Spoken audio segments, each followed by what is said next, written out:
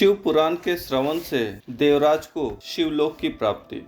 श्री शौनक जी ने कहा, महाभाग सूत जी, आप धन्य हैं, परमार्थ तत्व के ज्ञाता हैं। आपने कृपा करके हम लोगों को ये बड़ी अद्भुत एवं दिव्य कथा सुनाई है। भूतल पर इस कथा के समान कल्याण का सर्वश्रेष्ठ साधन दूसरा कोई नहीं है। यह बात हमने आज आपकी कृपा से निश्चय पूर्वक समझ ली। सूत जी, कलयुग में इस कथा के द्वारा कौन कौन से पापी शुद्ध होते हैं, उन्हें कृपा पूर्वक बताइए और इस जगत को कृतार्थ कीजिए। सूत जी बोले, मुने, जो मनुष्य पापी, दुराचारी, खल तथा काम क्रोध आदि में निरंतर डूबे रहने वाले हैं, वे भी इस पुराण के श्रवण पठन से अवश्य ही शुद्ध हो जाते हैं। इसी विषय में जानकार मुनि इस प्राचीन इतिहास का उदाहरण दिया करते हैं, जिसके श्रवण मात्र से पापों को पूर्णतया नाश हो जाता है। पहले की बात है, कहीं किरातों के नगर में एक ब्राह्मण रहता था, जो ज्ञान में अत्यंत दुर्बल, दरिद्र, रस बेचने वाला तथा वैदिक धर्म से विमुख था। वह स्नान, संध्या आदि कर्मों से भ्रष्ट हो गया था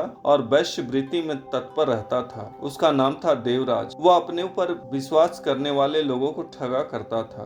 उसने ब्राह्मणों, क्षत्रियों, वैश्यों, शूद्रों तथा दूसरों को भी अनेक बहानों से मारकर उनका धन हड़प लिया था, परंतु उस पापी का थोड़ा सा भी धन कभी धर्म के काम में नहीं लगा था। वह वैश्यागामी तथा सब प्रकार से आचार भ्रष्ट था। एक दिन घूमता घामता वह दैव योग से प्रतिष्ठानपुर झूसी प्रयाग में जा पहुंचा। वहां उसने एक शिवालय देखा, जहां बहुत से साधु महात्मा एकत्र हुए। देवराज उस शिवालय में ठहर गया, किंतु वहां उस ब्राह्मण को ज्वर आ गया। उस ज्वर से उसको बड़ी पीड़ा होने लगी। वहां एक ब्राह्मण देवता शिव पुराण की कथा सुना रहे थे। ज्वर में पड़ा हुआ देवराज ब्राह्मण के मुखारविंद से निकली हुई उस शिव कथा को निरंतर सुनता रहा।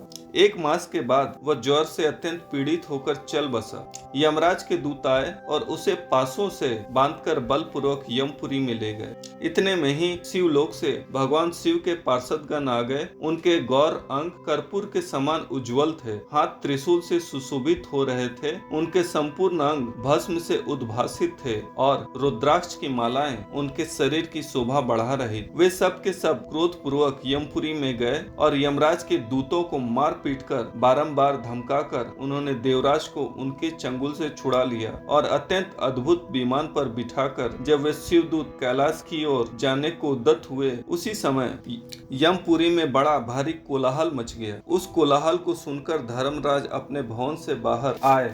साक्षात दूसरे रुद्रों के समान प्रतीत होने वाले उन चारों दूतों को देखकर धर्मज्ञ धर्मराज ने उनका विधि पूर्वक पूजन किया और ज्ञान दृष्टि से देखकर सारा वृतांत जान लिया। उन्होंने भय के कारण भगवान शिव के उन महात्मा दूतों से कोई बात नहीं पूछी, उल्टे उन सब की पूजा एवं प्रार्थना। तत्पश्चात वे शिवदूत कैलाश को चले गए और वहां पहुंचकर उन्होंने उस ब्राह्मण को दया सागर शाम शिव के हाथों में दे दिया।